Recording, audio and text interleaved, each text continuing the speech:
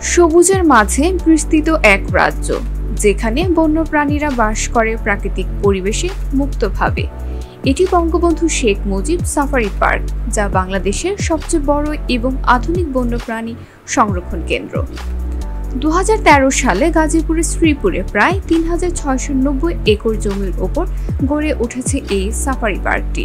এর মূল উৎস প্রাণীর সংরক্ষণ, প্রজনন, গবেষণা এবং জনসচেতনতা তৈরি।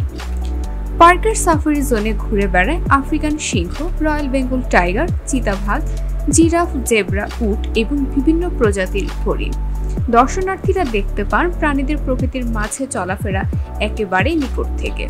পার্কটিতে রয়েছে বার্ড সাফারি, রেপটাইল হাউস, মাছ অ্যাকোরিয়াম এবং উদ্ভিদ বিজ্ঞান বিষয়ক নানা প্রদর্শনীয়।